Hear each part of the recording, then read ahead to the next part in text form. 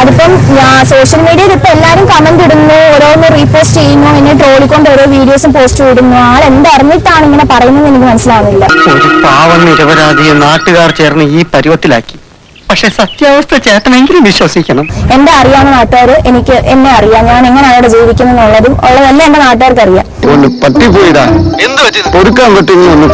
ഈ പെൺകുട്ടി പറയുന്നത് വിമലും ഭാര്യയും ആ കാറിനുള്ളിൽ ഇരുന്ന് എന്തോ മോശമായ കാര്യം ചെയ്യുകയായിരുന്നു എന്നുള്ളതാണ്. എന്താണ് ചെയ്തുകൊണ്ടിരുന്നത് ഇതുവരെയും പറഞ്ഞിട്ടില്ല. പാവം അയാൾ കരഞ്ഞുകൊണ്ടാ പോകുന്നത്.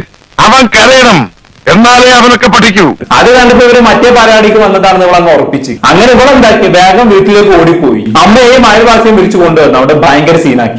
സാമാന്യ ബോധം എന്നൊരു കാര്യം ഉണ്ടോ തനിക്ക്? ആരെങ്കിലും ചെയ്യുന്ന പണിയാണ് താനും ചെയ്ത്. സദാചാരവാദികൾക്കൊക്കെ വംശനാശം സംഭവിച്ചുകൊണ്ടിരിക്കുന്ന കാലമാണെന്ന് ഓർക്കണം. അങ്ങനെയല്ല ഈ കാലത്ത് ഇത്രയും പ്രായം കുറഞ്ഞൊരു സദാചാരവാദിയെ കണ്ടപ്പോ ആൾക്കാരെല്ലാരും അന്തം വിട്ടുപോയി. ഞാനാ തെറ്റിയത്. എപ്പോഴത്തെ പോലെ ഞാനൊരു തമാശ ഉദ്ദേശിച്ചുള്ളൂ. സത്യത്തില് ഞാൻ ഡ്യൂട്ടി കഴിഞ്ഞിട്ട്, ഞാൻ ജേർണലിസ്റ്റിലാണ് ജോലി ചെയ്യുന്നത്. ഞാൻ ഡ്യൂട്ടി കഴിഞ്ഞിട്ട് എന്റെ വീടിന്റെ വരുന്ന വഴിയാണിത്. ഞാൻ ഈ വീടിന്റെ വഴി ഇങ്ങനെ വന്നപ്പോഴത്തേനും ഇതിൽ കാറ് സ്വാഭാവികമായിട്ടും പരിചയമില്ലാത്തൊരു കാറ് ഇങ്ങനെ പരിചയമില്ലാത്തൊരു സ്ഥലത്ത് വന്ന് കിടക്കുമ്പോൾ ശ്രദ്ധിക്കും.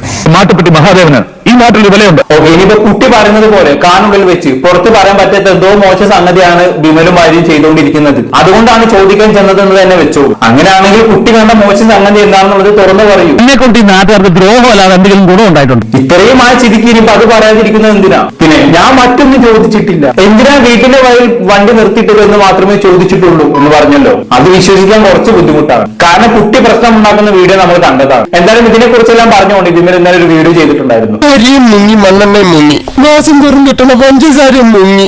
അപ്പോൾ ആ കുട്ടി അദ്ദേഹം പറഞ്ഞെന്താണെന്ന് വെച്ച് കഴിഞ്ഞാൽ, ഈ വീഡിയോ എല്ലാ ഇൻഫ്ലുവൻസേഴ്സിനെ കൊണ്ട് ഞാൻ ഡിലീറ്റ് ചെയ്യിപ്പിക്കണം. അതെങ്ങനെ പോസിബിൾ ആയിട്ടുള്ളൊരു കാര്യമാണ്? അത്യാവശ്യം പക്വതയുള്ള ഒരാളെന്നുള്ള രീതിയിലാണ് ഞാനിത് സംസാരിച്ചത്. അപ്പോൾ അതിനനുസരിച്ചുള്ളൊരു മറുപടി അല്ല എനിക്ക് കിട്ടിയത്. ഞാൻ ഈ ഇത്രയും മലയാളികൾ എവിടെ ഉണ്ടോ അവിടെ എല്ലാം സ്പ്രെഡായ ഈ വീഡിയോ ഞാൻ എല്ലാവരെയും കൊണ്ട് ഡിലീറ്റ് ചെയ്യിപ്പിക്കണം. പിന്നെ ഞാൻ ഇതിന്റെ ക്ലാരിഫിക്കേഷൻ നടത്തി ഒരു അപ്പോളജി പബ്ലിക്കായിട്ട് അദ്ദേഹത്തോട് ചെയ്യണം എന്നും പറഞ്ഞു. ഞാൻ എന്ത് തെറ്റ് ചെയ്തിട്ടാണ് ഞാൻ സോറി പറയേണ്ടത്? സോറി എന്നൊരു വാക്ക് ഞാൻ മിണ്ടില്ല എന്ന് ഞാൻ പറഞ്ഞു. ഇപ്പോഴത്തെ ജനറേഷന് ഒരുതരം അമേരിക്കൻ കൾച്ചറാണെന്ന്. തെറ്റാ പെൺകുട്ടിയുടെ ഭാഗത്ത് തന്നെയാണ്. സോ വേണമെങ്കിൽ ആ പെൺകുട്ടി മാപ്പ് പറയട്ടെ. അല്ലാതെ ഈകളും കെട്ടിപ്പിടിച്ചിരിക്കുകയാണെങ്കിൽ ഇരിക്കത്തേ ഉള്ളൂ. ദൈവമേ, എന്റെ വായിൽ ഒരു തെറി പോലും വരുന്നില്ലല്ലോ.